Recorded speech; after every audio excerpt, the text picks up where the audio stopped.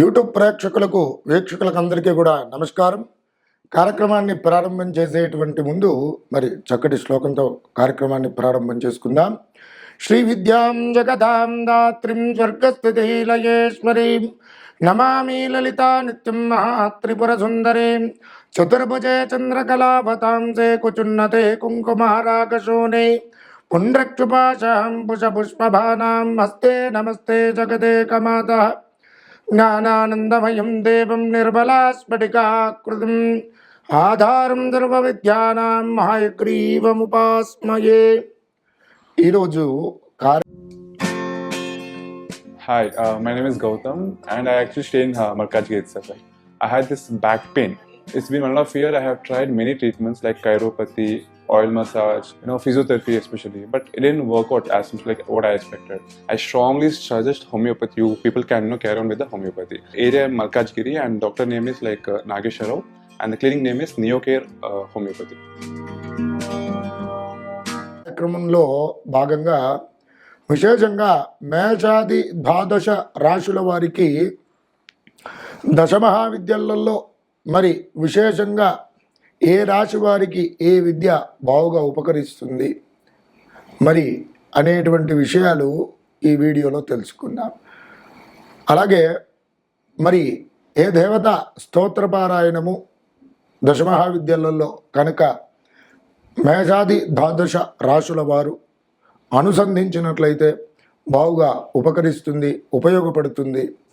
అలాగే ఈ దశమహావిద్యల యొక్క విశేషమైనటువంటి మరి విశిష్టత, వీడి యొక్క ప్రభావం అనేటువంటిది ఈ వీడియోలో తెలుసుకుందాం.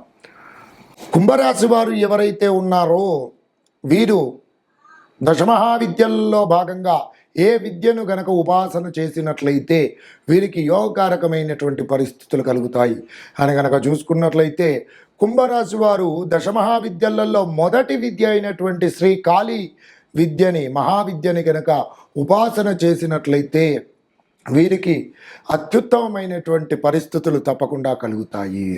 మరి అలాగే ఈ కుంభరాశి వారు విశేషంగా అమ్మవారి ఆరాధన, కాళీ ఆరాధన చేయడం పూర్వకంగా ముఖ్యంగా అపమృత్యు దోషములు అనేటువంటి తొలగింపబడతాయి, శత్రునాశనం కలుగుతుంది.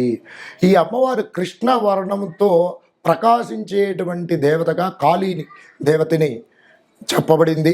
అలాగే ఈ అమ్మవారికి ఆశ్వీజ బహుళ అష్టమి తిథి చాలా ప్రీతిపాత్రమైనటువంటిది.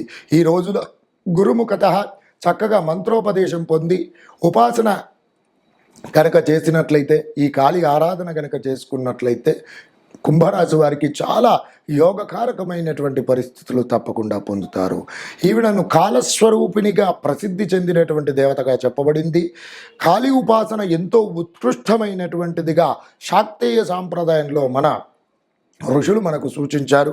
అలాగే తంత్రోక్త మార్గంలో గనక ఈ కాళీ మహావిద్యను ఎవరైతే చేస్తారో వారికి సమస్త బాధల నుండి విముక్తులవుతారు, శత్రునాశనం కలుగుతుంది, దీర్ఘాయువు, సకల రోగాలు కూడా అన్నీ కూడా నయమైపోతాయి, దీర్ఘాయువు, సకల లోక పూజనిత్వం లభిస్తుంది, అందరి చేత గౌరవింపబడతారు, అనేకమైనటువంటి కీర్తి, ఖ్యాతి, భోగము, భాగ్యములు, అష్టైశ్వర్య భోగభాగ్యములు ఇవన్నీ కూడా కలిగించేటువంటి దేవత కాళీ దేవత.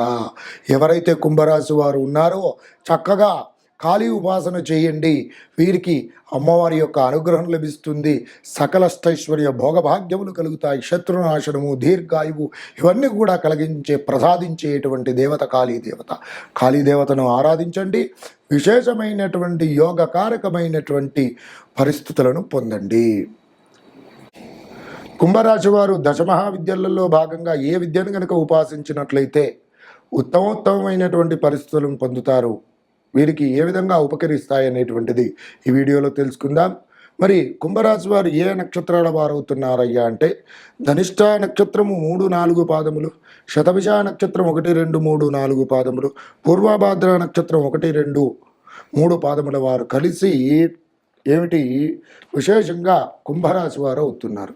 వీరి యొక్క జాతక లక్షణాదులు కనుక గమనించినట్లయితే సుదీర్ఘమైనటువంటి సుందరమైనటువంటి మరి మెడలు కలిగినటువంటి వారు, దీర్ఘమైనటువంటి నాసికం కలిగినటువంటి వారు, అలాగే మరి విశేషంగా ప్రకృతిని ఆస్వాదించేటువంటి వారు, సుందరంగా ఆనందంగా ఉండేటువంటి వారు, అలాగే కొన్ని సంవత్సరాలు ధన సంపత్తోనూ కొన్ని సంవత్సరాలు దారిద్ర్యమును అనుభవించేటువంటి వారు, బాల్యమందు అనారోగ్యపరులుగా చెప్పుకోవచ్చును. పుణ్యక్షేత్రములు, గార్డెన్స్, పూల తోటలు, బృందావనములు అంటే అమితమైనటువంటి ఆసక్తి, విశేషమైనటువంటి ఇష్టం కలిగినటువంటి వారు, ప్రయాణాదులు చేయడానికి చాలా ముందుగా ఉంటారు. మరి విశేషంగా వివిధ ప్రయాణాదుల రీత్యా వీరు ప్రకృతిని ఆస్వాదించేటువంటి వారు, మంచి స్నేహం కలిగినటువంటి వారు, అలాగే మంచి విద్యావంతులుగా చెప్పుకోవచ్చును. వివిధ రంగాలలో నిష్ణాతులుగా ఉంటారు. అలాగే వీరికి ఒక విద్యతో కాకుండా 2-3 విద్యలలో మంచి ప్రావీణ్యం ఏర్పరచుకుంటారు. సాధు సత్పురుషులతో, గొప్ప పేరున్న వ్యక్తులతో మంచి పరిచయాలు అనేటువంటివి ఉంటాయి. ప్రతి పని కూడా దీర్ఘంగా ఆలోచించి ఆచితూచి వ్యవహరించేటువంటి వారు, అలాగే కార్యాచరణ శక్తి ఎక్కువగా ఉంటుంది వీరికి. అలాగే కర్మనిరతులు, కార్యశూరులుగా కూడా వీరిని చెప్పుకోవచ్చును. ఇవి వీరి యొక్క జాతక లక్షణాదులు. ఈ రాశివారు ప్రతినిత్యం కూడా ఉత్తమ పరిస్థితులు పొందడానికై అనుసంధించవలసినటువంటి నామజపం కనుక చూసుకున్నట్లయితే ఓం శ్రీం ఉపేంద్రాయ నమః అనేటువంటి నామాన్ని ప్రతినిత్యం కూడా పఠించినట్లయితే ఉత్తమోత్తమైనటువంటి పరిస్థితులను తప్పకుండా పొందుతారు. మీనరాశి వారు దశమహావిద్యలలో భాగంగా ఏ విద్యను ఉపాసించినట్లయితే వీరికి యోగకారకమైనటువంటి పరిస్థితులు పొందుతారు అనేటువంటిది ఈ వీడియోలో తెలుసుకుందాం.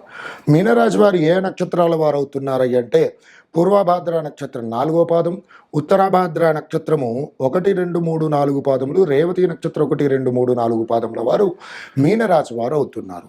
ఈ మీనరాశి వారు యొక్క జాతక లక్షణాదులు కనుక చూసుకున్నట్లయితే వీరికి మధుర పదార్థముల యందు ఇష్టం అధికంగా ఉంటుంది. ఎక్కువగా శాకాహారాన్ని భుజించడానికి చాలా బాగుగా ఇష్టపడతారు.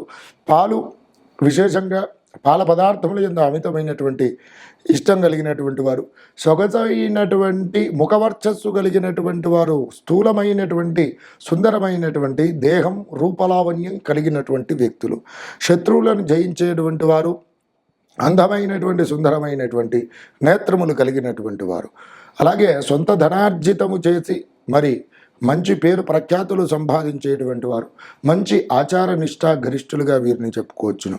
వేదశాస్త్రము, ఉపనిషత్తులు, తత్వ మీమాంస శాస్త్రాలలో, న్యాయశాస్త్రాలలో విశేషంగా మంచి పేరు ప్రఖ్యాతులు సంపాదిస్తారు. వీటిపైన ఆసక్తి ఎక్కువగా ఉంటుంది. మంచి విద్యావంతులుగా వీరిని చెప్పుకోవచ్చును. ఇవి వీరి యొక్క జాతక లక్షణాదులు. మీనరాశి వారు ప్రతినిత్యం కూడా ఉత్తమోత్తమైనటువంటి పరిస్థితులను పొందడానికి ప్రతినిత్యం కూడా పఠించవలసినటువంటి నామజపం కనుక చూసుకున్నట్లయితే ఓం క్లీం ఉద్ధృతాయ ఉద్ధారిణే నమః అనేటువంటి నామాన్ని కనుక ప్రతినిత్యం పఠించినట్లయితే ఉత్తమోత్తమైనటువంటి పరిస్థితులను పొందుతారు. నమస్కారం.